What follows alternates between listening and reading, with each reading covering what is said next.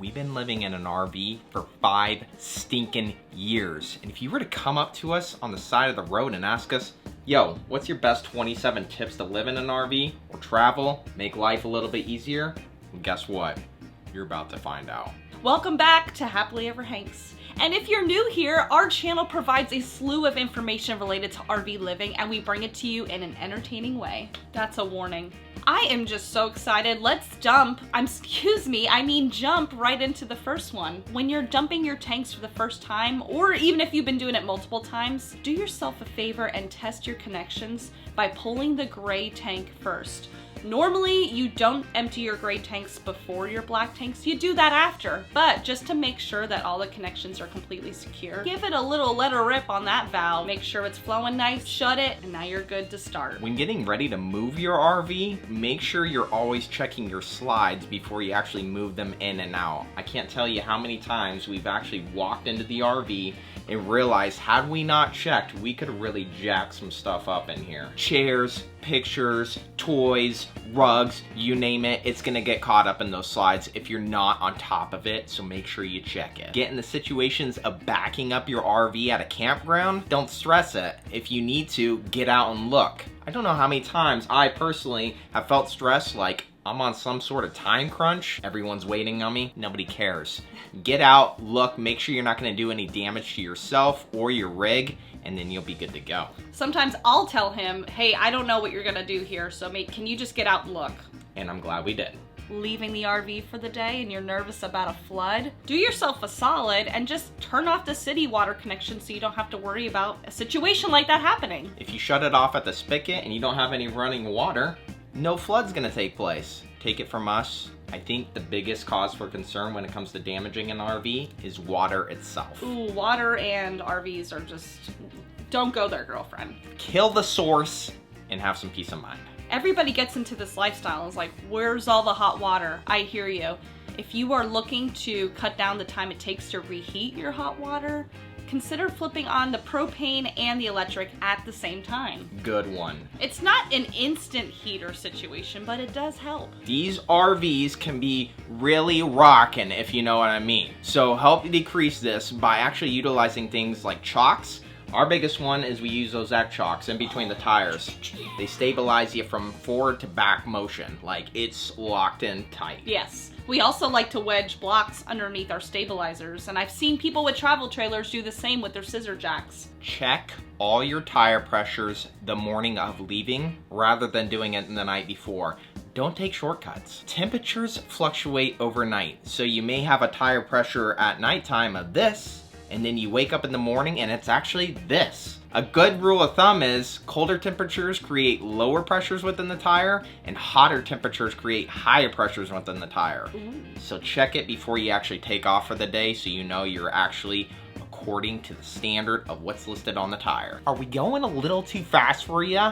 Just try to keep up. Sometimes the temperature drops a little low when you're sleeping at night. What you can do in this situation is not go out and buy a heated water hose. Don't worry about that. All you're gonna do is disconnect your city water connection, put that hose away, and then just run off your water pump. But first, make sure you have a little bit of water in your tank to get you through the night. Love it. How many times have we seen people get their awnings ripped off?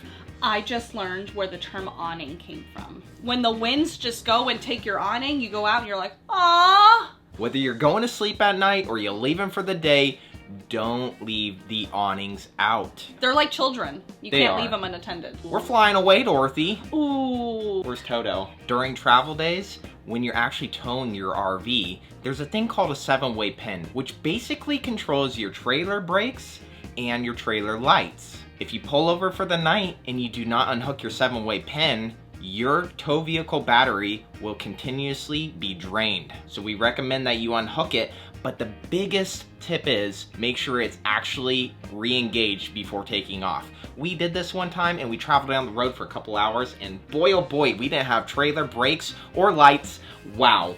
Whoopsie. We screwed that one up. No thanks, Hanks. Sometimes you go to campgrounds or a friend's property and your RV's here and the connections are way over there and you're like, what? do yourself a favor and carry a couple extra connections. We like to carry around extension cord for a 50 amp electrical connection and some extra sewer hoses. Trust us, when you're getting ready to let her rip and you don't have enough sewer hoses to get to the connection, you're in a bit of a pickle. Ooh, I'm liking these. Me too! Utilize big, empty parking lots to practice your driving skills and, more importantly, your backing up skills.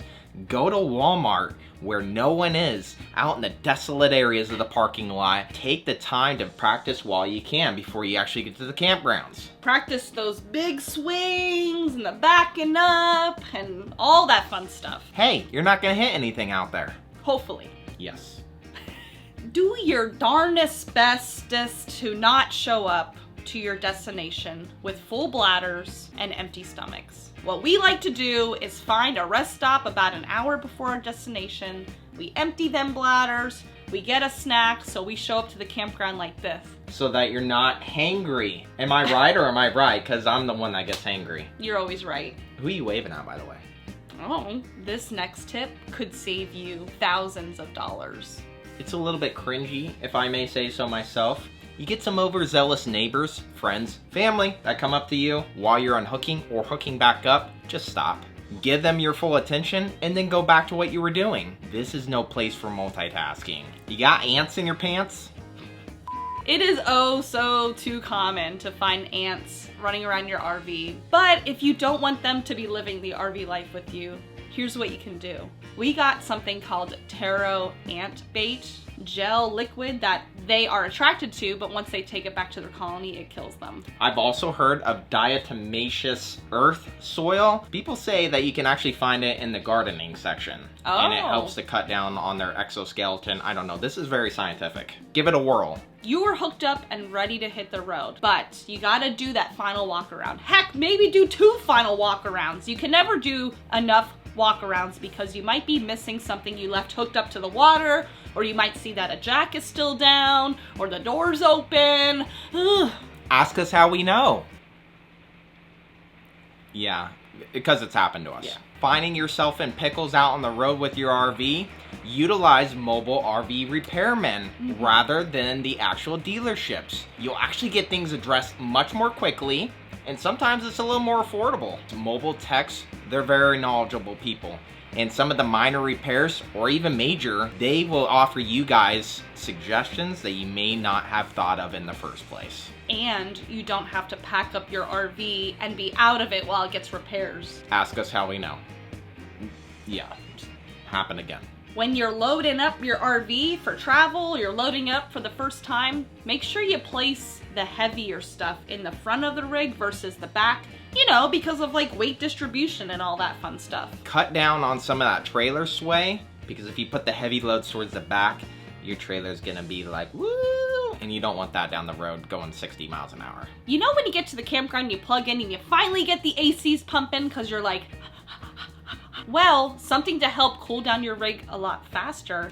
Open up your fans on the inside, your max air fans, and what that's gonna do is speed up getting that hot air out of the room. I only keep them open for a couple minutes and then I shut them and let the ACs do their thing. Remember folks, hot air rises, so let her rip out the top. If you have steps that make contact with the ground, make sure those steps are not touching the ground anytime you are maneuvering the rig. If you're lowering the front, if you're auto leveling, because it can push those steps down and bend the frame of your door, and then it's all messed up. Don't take shortcuts, just double check before you make adjustments. Run out of battery juice out on the road. Quick, easy tip for you, if you're in a pinch, hook it up to your truck, your tow vehicle. Back to that 7-way pin connection I was talking about. Once you plug that in, you're actually gonna get trickle charging through that connection onto your RV battery. Have a picture of your license plates on your phone, so when you go to campgrounds that need that information, you got it right there. RV freezers, for whatever reason, have a lot of frost that builds up on the back of them. And instead of driving yourself madly insane